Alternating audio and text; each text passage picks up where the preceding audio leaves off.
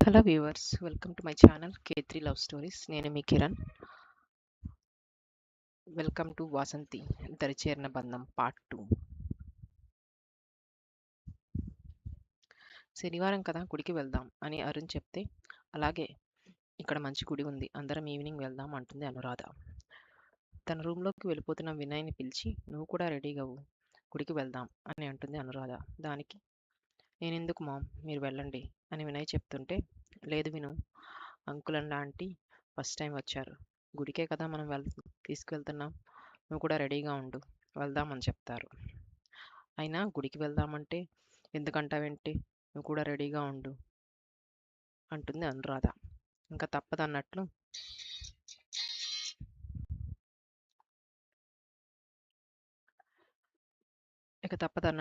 Okay మా అని చెప్పి తన రూమ్కి వెళ్ళిపోతాడు వినయ్. కాసేపు హాల్లో కూర్చొని మాట్లాడుకున్న తర్వాత ఈవినింగ్ అవుతుంది కదా, ఇక రెడీ అవుద్దాం గుడికి వెళ్ళడానికి అని అందరూ లేచి రెడీ అవ్వడానికి వెళ్ళిపోతారు. ఆల్మోస్ట్ ఈవినింగ్ 5 అవుతుండగా ఒక్కొక్కరిగా రెడీ అయ్యి హాల్లో వచ్చి కూర్చుంటారు. ముందుగా జగదీష్, అనురాధ వస్తారు. తర్వాత రామచంద్ర, ఇంకా అరుణ కూడా వచ్చి హాల్లో కూర్చుంటారు. వినయ్ కూడా రెడీ అయ్యి వచ్చి వాళ్ళతో జాయిన్ అవుతాడు. అందరూ మాట్లాడుకుంటూ వాసంతి కోసం వెయిట్ చేస్తూ ఉంటారు. వినయ్ తన మొబైల్ తీసుకొని చూస్తుంటాడు. మరో 2 నిమిషాలకి, అమ్మ నేను రెడీ అన్న వాసంతి గొంతు వినిపిస్తుంది. వినయ్ ఆ మాటలు వినిపించినా మొబైల్ చూసుకోవడంలోనే ఉంటాడు. అనురాధ, చాలా బాగున్నావు వాసంతి, ఈ డ్రెస్లో చక్కగా ఉన్నావు అని అంటుంటే, దానికి సమాధానంగా థ్యాంక్స్ ఆంటీ అన్న వాసంతి మాటలు వినిపిస్తుంటే, మొబైల్ నుంచి చూపు కొద్దిగా కిందకి నిలిపి మెల్లగా మళ్ళించి ముందుకు ఉన్న వాసంతి కనిపిస్తుంది. అలాగే మెల్లిమెల్లిగా తలపైకెత్తి చూడగా తను అటు సైడ్ తిరిగి ఉంటుంది. హాఫ్ సారీ కట్టుకొని నిలబడి ఉంది. ఎందుకో ఒకసారి వినయ్కి తనను చూడాలి అనిపించింది. వెంటనే లేచి తనను దాటుకొని 2 అడుగులు ముందుకు వేసి, వెనక్కి తిరిగి వెళ్దామా అని అందరినీ అడుగుతున్నట్టుగా ఒకసారి తనని చూస్తాడు. పెద్దగా అలంకారం ఏమీ లేదు. తను ఉదయం ఉన్నట్లే సింపుల్గానే ఉంది. కానీ ఆ హాఫ్ సారీలో చాలా బాగా కనిపిస్తుంది. తన అమ్మ చెప్పినట్లుగా చక్కగా ఉంది అని తన మనసులో అనుకోకుండా ఉండలేకపోయాడు.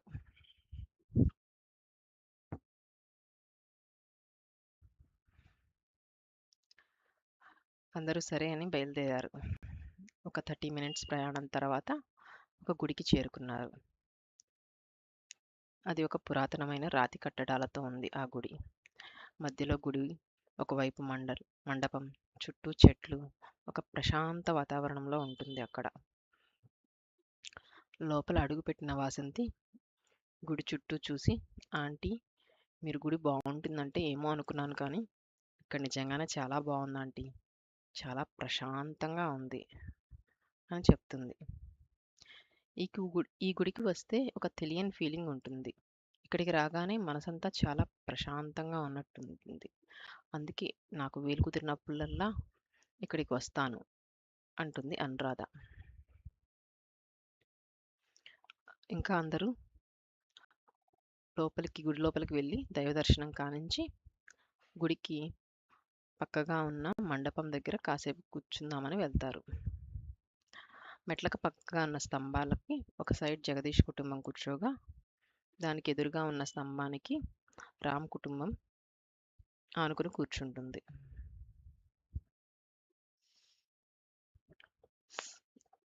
అప్పుడు ప్రసాదం తీసుకొస్తాను, డబ్బులు ఇవ్వండి అని వాసంతి రామ్ దగ్గర డబ్బులు తీసుకొని ప్రసాదం తీసుకురావడానికి గెంతినట్లు నడుచుకుంటూ వెళ్తున్న వాసంతిని చూస్తూ, అరుణ, ఏయ్ చిన్నగా వెళ్ళు, పడిపోతావు అని అరుస్తుంది.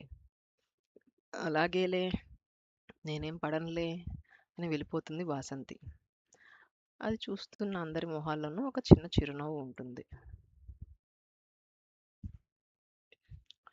దీని మనసంతా దేవుడి మీద కంటే ప్రసాదం మీదే ఉంటుంది అంటున్న మాటలకి అందరూ చిన్నగా నవ్వుకుంటారు. అందరూ మాట్లాడుతూ ఉండగా వాసంతి వచ్చి, డాడీ ఇదిగోండి చేంజ్ అని రామ్ చేతిలో కొంత చేంజ్ పెట్టి, ఒక పులిహోర ప్యాకెట్ని తన చేతిలో ఉంచుకొని మిగతా 2 పొట్లాలని అరుణ చేతిలో పెడుతుంది.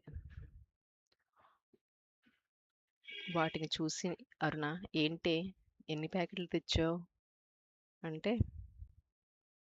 3, ఒకటి నాకు, ఒకటి నీకు డాడీకి, ఒకటి అంకుల్‌కి, ఆంటీకి, ఒకటి అని టక్కుని చెప్తుంది. దానికి అరుణ, 3 వసు వినయ్‌ని మర్చిపోయిందని, దానికి వాళ్ళేమైనా అనుకుంటారని కంగారుగా అంటూ ఉంటే అనురాధ, పర్లేదు మాకొకటి సరిపోతుంది అని తలా కొంచెం పలహార తీసుకుంటారు. అరుణ కోపంగా వసుని చూస్తుంటే అదేమీ పట్టనట్టుగా వాసంతి పులిహోర తినడంలో తన కాన్సంట్రేషన్ అంతా పెట్టి ఉంటుంది. పులిహోర తినడం అయిపోగానే వెంటనే వాసంతి, డాడీ అక్కడ లడ్లు కూడా ఇస్తున్నారు, డబ్బులు ఇవ్వండి అని అడుగుతుంటే అరుణ దానికి ఏం వద్దు ఇక చాలు అని చెప్తుండగానే వాసంతి రామ్ పైన ఉన్న పాకెట్లో నుంచి డబ్బులు తీసుకుని పరిగెట్టుకుంటూ వెళ్ళిపోతుంది. అక్కడ జరుగుతుందంతా చూస్తున్న జగదీష్ మరియు అనురాధకి ఒక సంతోషంగా అనిపిస్తుంది. జగదీష్, ఆడపిల్ల ఉన్న ఇంట్లో నిజంగానే సందడిగా ఉంటుంది. అది మిమ్మల్ని చూస్తే అర్థమవుతుంది.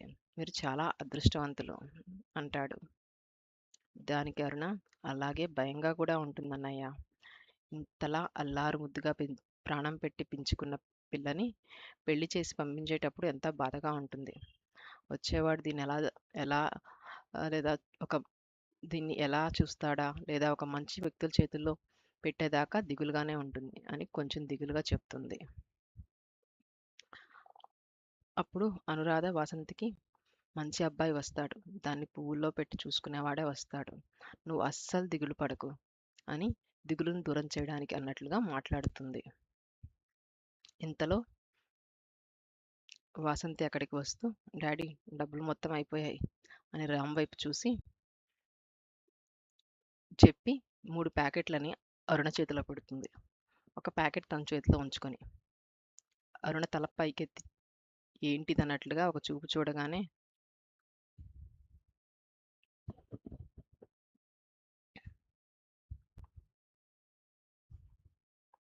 ఇందాక 3 ప్యాకెట్లు తెస్తే తిట్టావుగా, అందుకే ఇప్పుడు 4 తెచ్చా అని చెప్తూ మెట్ల మీద కూర్చొని ప్యాకెట్లోని లడ్డు తీసుకొని తినడం మొదలుపెడుతుంది. అరుణకు ఆ నిమిషం వాసంతిని 2 కొట్టాలి అన్నంత కోపం వచ్చేస్తుంది. దీనికి ఇంకా పిల్ల చేష్టలు ఏమాత్రం పోవడం లేదు అంటూ తన భుజం మీద ఒకటి కొడుతుంది అరుణ.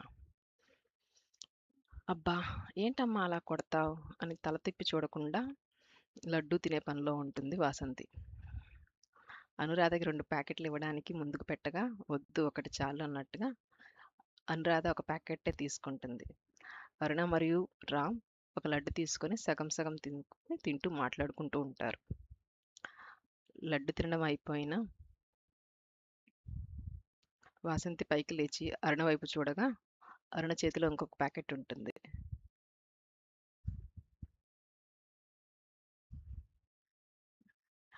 టక్కున వాసంతి అరుణ చేతిలో ప్యాకెట్ తీసుకొని, నేను గుడి మొత్తం తిరిగి వస్తాను అంటూ పారిపోతుంది అక్కడి నుంచి.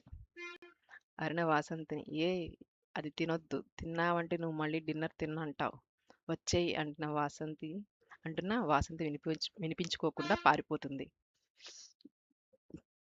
వాసంతి చేసిన పనికి అందరూ ఒక్కసారే పైకి నవ్వేస్తారు. ఒక 5 నిమిషాల తర్వాత గుడి మొత్తం తిరిగి వచ్చి ఆ మండపం దగ్గర వచ్చి, ఆంటీ గుడి సూపర్గా ఉంది, ఎంతసేపు ఉన్నా ఇంకా కాసేపు ఉంటే బాగుంటుంది అన్నట్లుగా ఉంది ఆంటీ అంటూ అక్కడ మెట్ల మీద కూర్చుండిపోతుంది.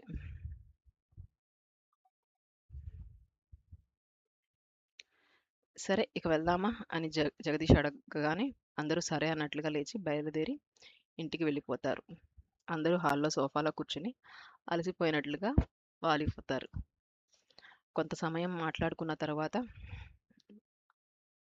అనురాధ, డిన్నర్ చేద్దాం పదండి అని అంటుంటే, అమ్మో నా వల్ల కాదు, నా డిన్నర్ అయిపోయింది, నాకు నిద్ర వస్తుంది, నేను వెళ్ళి పడుకుంటా అంటున్న వాసంతిని సీరియస్గా అరుణ, అందుకే తినొద్దని చెప్పా, అయినా నువ్వు వినవు, ఎప్పుడు ఇంతే అంటుండగానే వాసంతి సోఫాలో నుంచి లేచి, "good night mom, good night. నాకు బాగా నిద్రొస్తుంది" అని తన రూమ్‌కి పారిపోతుంది.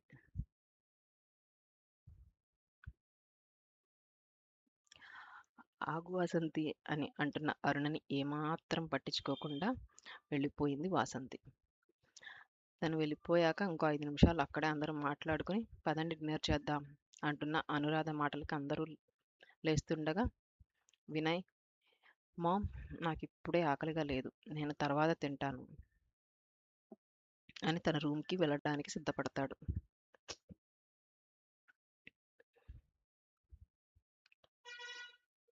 "ఓకే వినయ్, అలాగే" అని అనురాధ చెప్తుండగా, అరుణ, "ఓహ్! ఈ పిల్ల మొబైల్ ఇక్కడే పడేసి తన రూమ్‌కెళ్ళిపోయింది. వస్తువులంటే ఏమాత్రం జాగ్రత్త లేదు ఈ పిల్లకింకా" అంటూ నిట్టూరుస్తూ మొబైల్ చేతిలోకి తీసుకుంటుంది. అరుణ చేతిలోని మొబైల్‌ని అనురాధ తీసుకొని స్టెప్స్ ఎక్కబోతున్న వినయ్‌ని పిలిచి, "వినయ్, ఈ మొబైల్ తీసుకెళ్ళి వసుకిచ్చేయి. నువ్వెలాగో పైకే వెళ్తున్నావుగా" అనగానే, "అలాగే మామ్" అని అనురాధ చేతిలోని మొబైల్‌ని తీసుకొని పైకి వెళ్తాడు. ఇక మిగిలిన వాళ్ళు డిన్నర్ చేయడానికి వెళ్ళిపోతారు.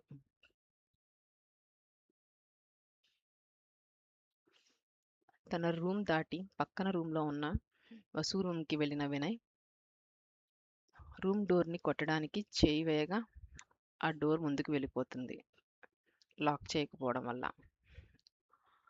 ఆ డోర్‌ని మెల్లగా ముందుకు తోస్తూ వాసంతి అని పిలిచినా వినయ్‌కి లోపల నుంచి ఎటువంటి రెస్పాన్స్ రాకపోవడంతో ఒక్క అడుగు తలుపుకు దగ్గరగా ఉంచి లోపలికి చూస్తాడు.